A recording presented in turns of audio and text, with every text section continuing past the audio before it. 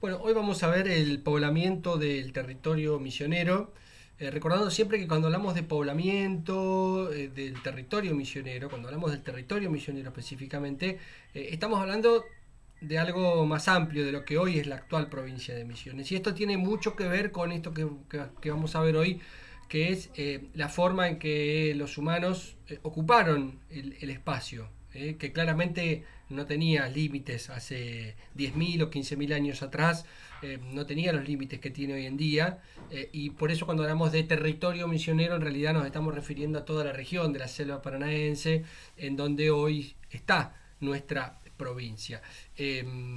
Vamos a ver cuál es la evolución de este poblamiento a lo largo del tiempo, cómo se fue ocupando el territorio, cuáles fueron las características principales de estos pueblos, y fundamentalmente vamos a centrarnos en ese cambio que se da entre lo que son los pueblos cazadores recolectores, que tienen un modo de organización y un modo de subsistencia, y cómo eso se modifica a partir del ingreso de los pueblos agricultores, horticultores, que son los que en definitiva van a terminar de asentarse y darle una continuidad histórica en el tiempo, que es la que va a terminar empalmando después con los conquistadores, cuando se produzca la llegada de los conquistadores a América. Entonces, bueno, los principales temas entonces tienen que ver con eso, con ver cómo se pobló toda esta amplia región en donde está lo que hoy es el territorio misionero, y cómo se fue dando ese paso entre estos grupos de cazadores recolectores y los grupos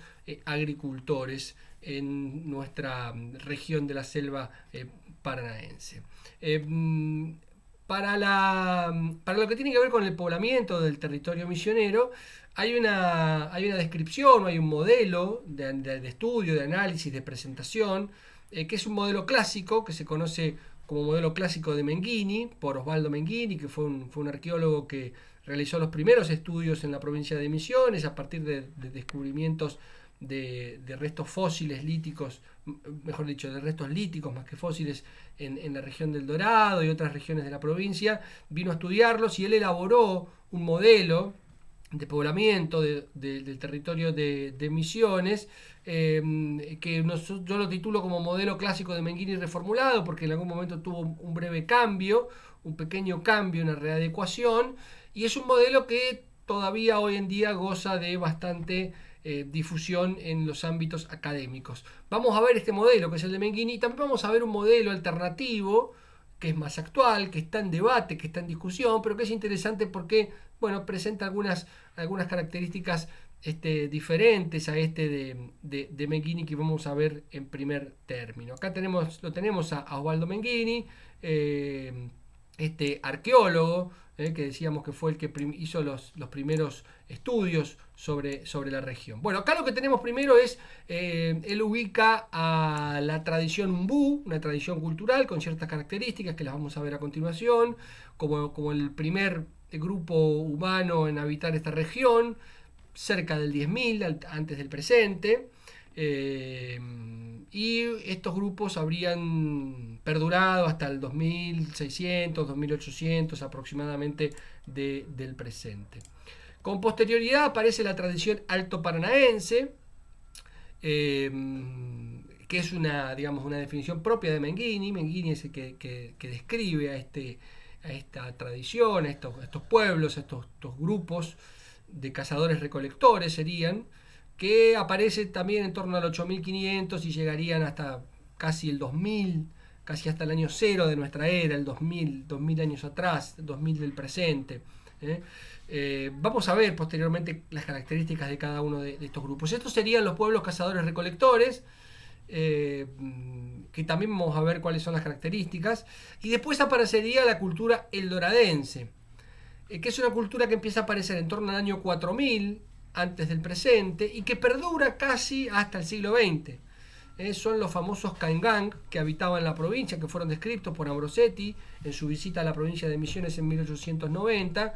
Y esta cultura eldoradense sería una especie de transición entre los pueblos cazadores recolectores y los guaraníes, que serían agricultores. La cultura eldoradense, que después vamos a ver en el otro modelo, es una cultura que tiene conocimientos de la horticultura, de la agricultura, que empieza de forma incipiente, que después se va consolidando, lo vemos en la línea de tiempo allí como aparece con un color bastante clarito y después va aumentando su intensidad. Eso tiene que ver justamente con el control que van obteniendo del territorio a partir de este dominio de la agricultura, que les da una ventaja comparativa superior frente al resto de los pueblos cazadores recolectores, que tienen otra dinámica de supervivencia que es mucho más complicada porque dependen de la caza y la pesca del día a día. La agricultura lo que permite es una organización del trabajo, una organización del tiempo y sobre todo una posibilidad de contar con recursos independientemente de la caza o la pesca, ¿no? Entonces esto le da una ventaja comparativa a estos pueblos. La cultura eldoradense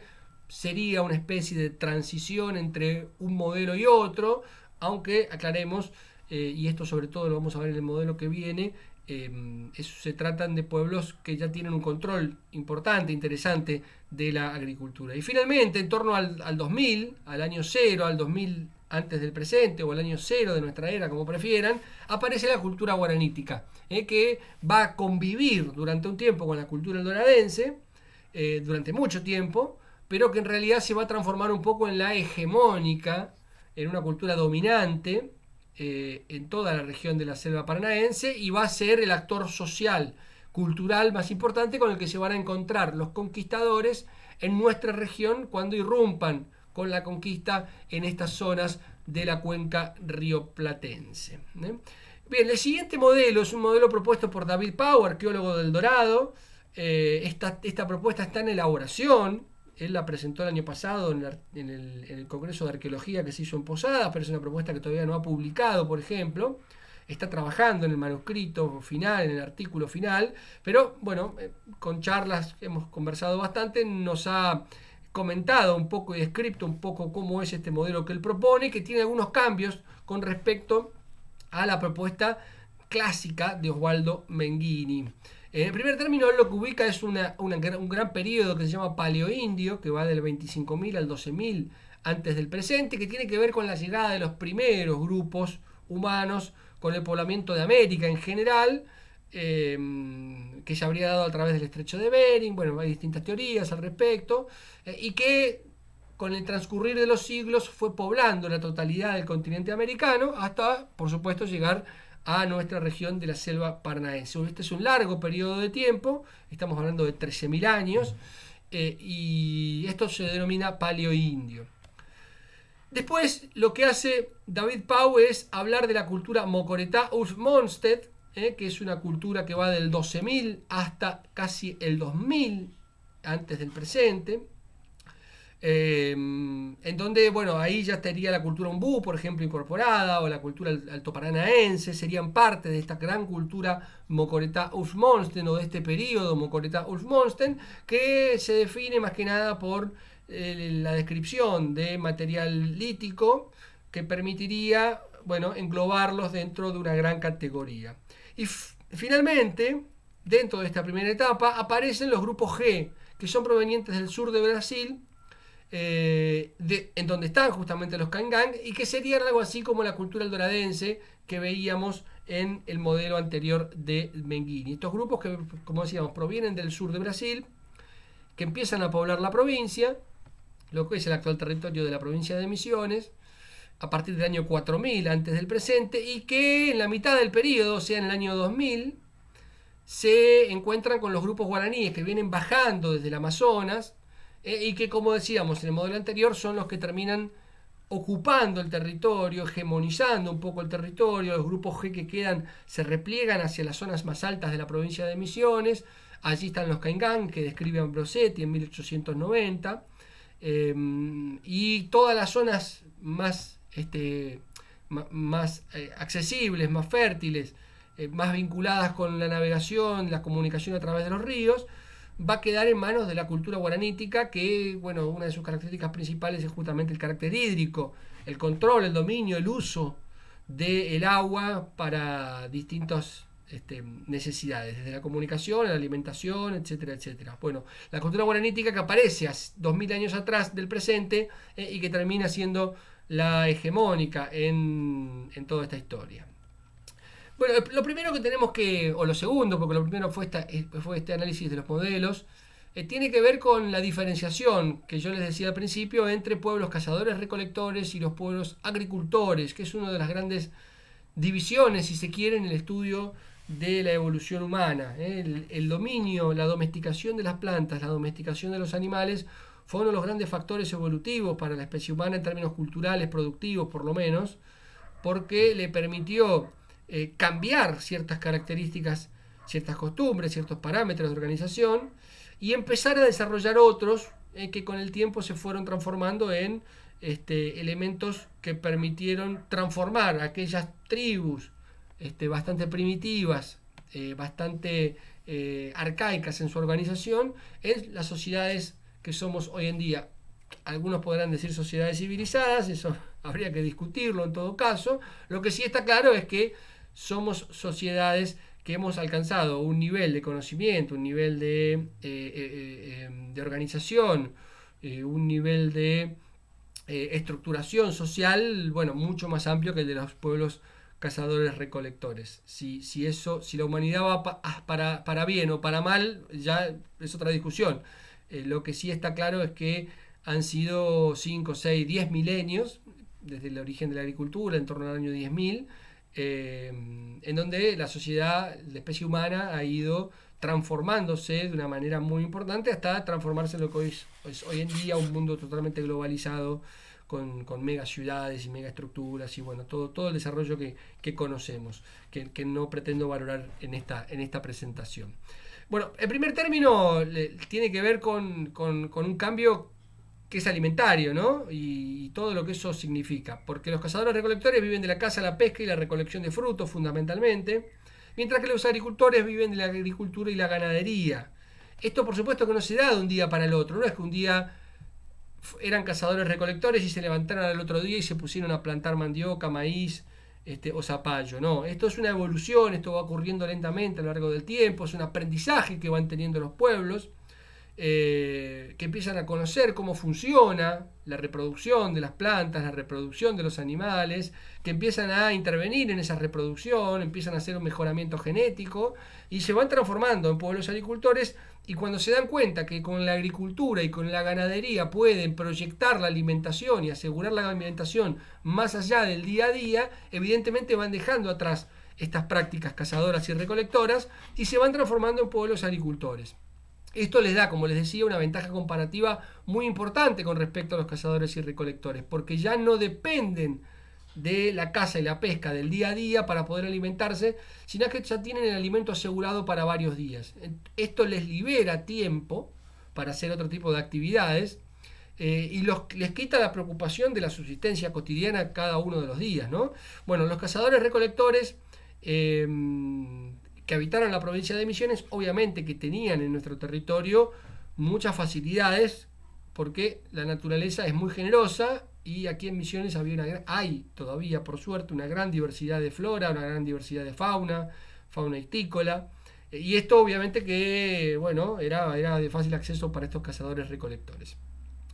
Este cambio en la modalidad de alimentación, este cambio productivo, dejar de cazar y recolectar para pasar a ser agricultores y ganaderos, también tiene un cambio en lo que es la movilidad, ¿no? Los cazadores recolectores son pueblos nómades con una gran movilidad que están moviéndose por el territorio permanentemente porque van en busca de los animales para la caza. Quizás no tanto en la provincia de Misiones, en donde, como decíamos, hay muchos recursos, pero sí en otras regiones en donde estos grupos van detrás de la manada para cazarlas, por ejemplo en temporadas de invierno, que hay especies que se alejan de los polos, del polo sur o del polo norte. Estos grupos de cazadores recolectores los iban siguiendo, hay estudios arqueológicos muy interesantes al respecto. Sin embargo, los agricultores se transforman en pueblos sedentarios o semisedentarios, como ocurrió en el caso de los guaraníes. ¿Por qué semisedentarios? Porque necesitan quedarse en un lugar para completar el ciclo agrícola, por lo menos un año, ¿sí? Por lo general más tiempo para aprovechar la riqueza del suelo.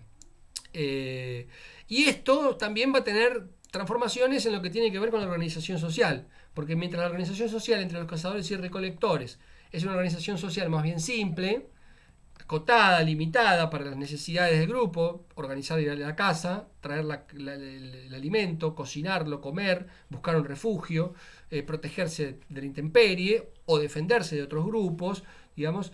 Ya con los agricultores la organización empieza a complejizarse. ¿Por qué? Porque se requiere de una organización mayor, de una proyección en el tiempo, de una división del trabajo más específica, porque hay tareas más específicas que realizar, y porque este trabajo se tiene que realizar a lo largo del tiempo para que dé fruto. Yo no puedo dejar 1 o 2 días, una semana el campo cultivado sin limpiarlo de maleza, sin cuidarlo, sin llevarle agua o sin plantar la nueva cosecha, porque porque sé que de ese alimento va a depender nuestra subsistencia. Entonces empieza a complejizarse la organización social lentamente en la medida en que los agricultores se van consolidando en la región. Esto se va a dar en la provincia de Misiones, en lo que es la actual provincia de Misiones, en torno al año 4000, 3000 antes del presente.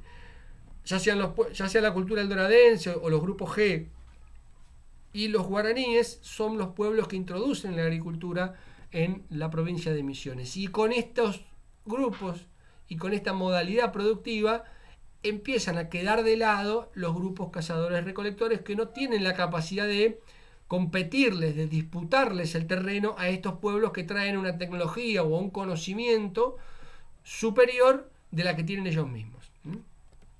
Bien, entonces vamos a ver cada uno brevemente, obviamente, vamos a ver estos pueblos, ¿sí? Las características principales, por lo menos. Vamos a empezar con los cazadores recolectores propiamente dichos, que son de la tradición Umbú, según el modelo clásico de Menghini, o Mocoretá Ulf Monsted, según el modelo del amigo David Pau.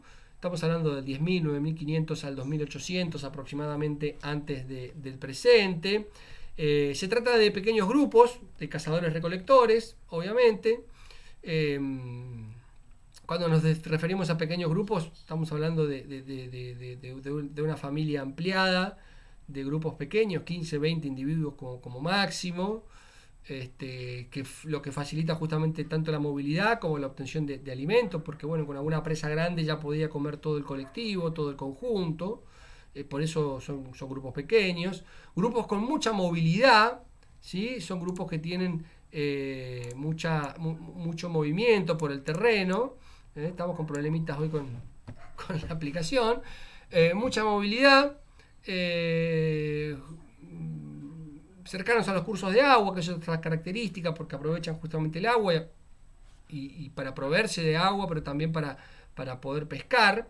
Y además con el desarrollo de una industria lítica, herramientas líticas como vemos aquí, algunos raspadores, algunas puntas, raspadores que son justamente para limpiar las piezas, para quitar el cuero, sacar la carne, despegar la carne del cuero.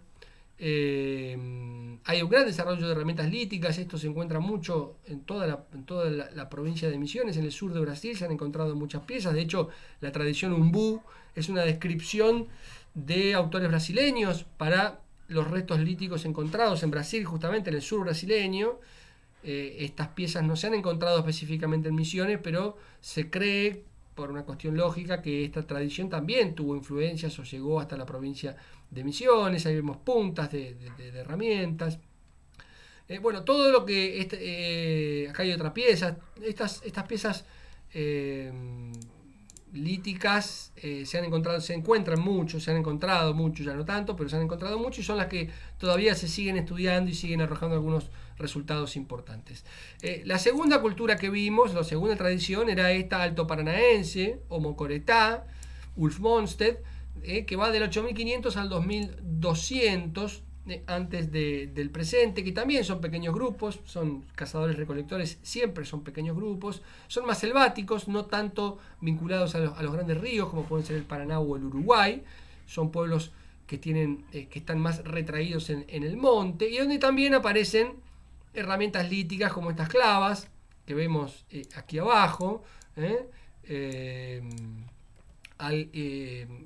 Estas clavas que son propias de la tradición alto paranaense, que también podrían estar reflejando el desarrollo lítico, que están reflejando el desarrollo lítico que había en la región. Y así llegamos a la cultura aldoradense, o la cultura de los grupos G. Los grupos G provenientes del sur de Brasil, en torno al 2200 hasta el siglo XIX, casi siglo XX. Recordemos que estos pueblos perduran en la provincia de Misiones hasta por lo menos 1890, cuando los describe Ambrosetti, y es probable que hayan tenido alguna persistencia mayor en el tiempo, porque Ambrosetti no vino a exterminarlos, ¿no? Los que los terminaron de correr a estos grupos fue el desarrollo de la frontera productiva de la provincia de Misiones, algo que se va a dar recién en el siglo XX, mucho más adelante, así que es probable que los pueblos Caingán hayan estado en Misiones hasta el siglo XX por lo menos.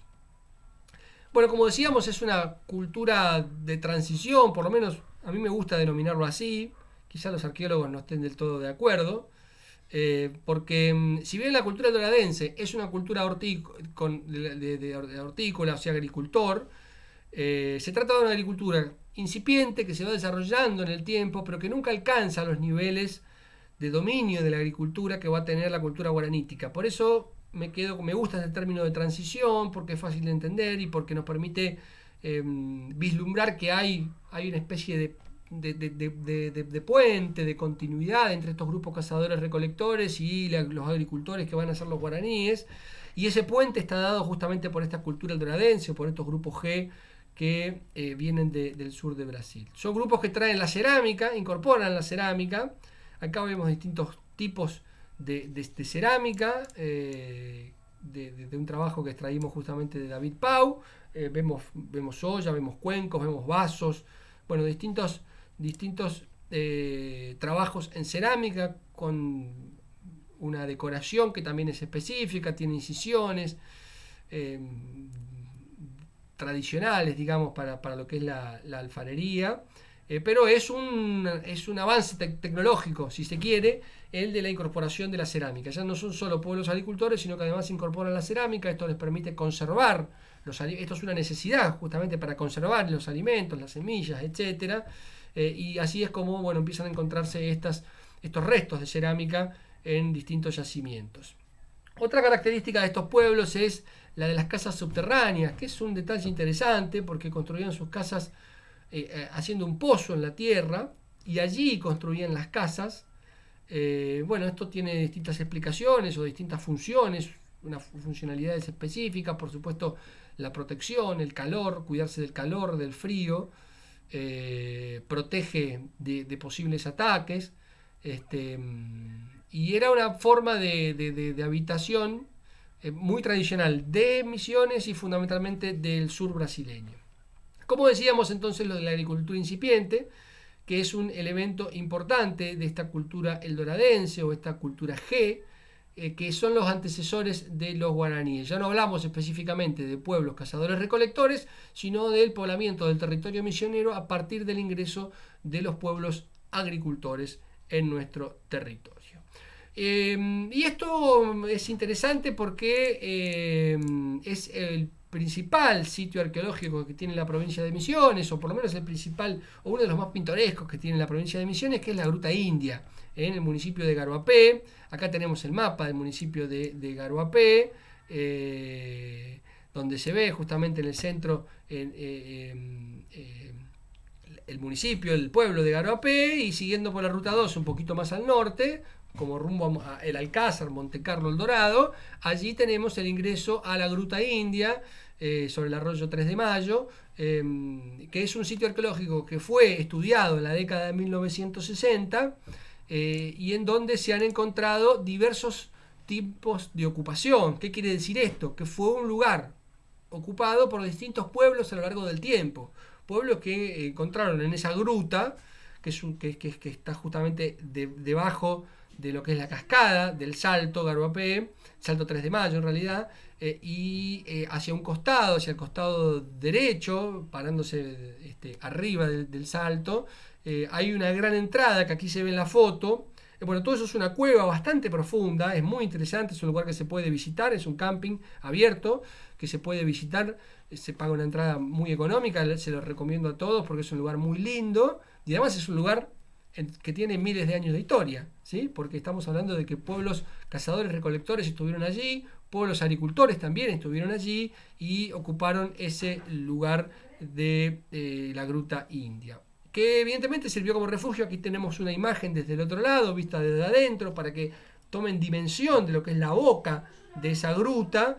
Y bueno, fue un refugio de pueblos cazadores recolectores durante muchísimo tiempo. Se han hecho distintos estudios, se han identificado, reconocido estas estratigrafías, o sea, distintos niveles de ocupación a partir del estudio del terreno, y es un lugar realmente movilizante para el que le gusta de conocer estos temas. Con esto estamos terminando lo que es nuestra clase de hoy sobre el poblamiento de la provincia de Misiones a lo largo del tiempo, recordando esto que decíamos al principio, ¿no?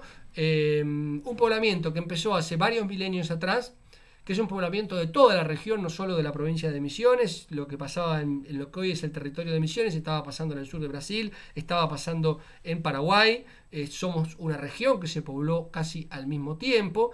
Sobre la evolución de este poblamiento hay dos versiones o hay dos modelos, un modelo clásico, el modelo clásico de Mengrini, y hay un modelo más nuevo que está surgiendo, que está en debate, que está en discusión, que es el de David Pau. Nosotros les presentamos los dos. Y en esta evolución podemos hablar de dos grandes grupos: los de cazadores recolectores y los pueblos agricultores. Estos pueblos agricultores son los que van a terminar controlando el territorio y son los que en definitiva van a empalmar en algún momento con los conquistadores cuando irrumpan en América y específicamente en nuestra región de la selva paranaense.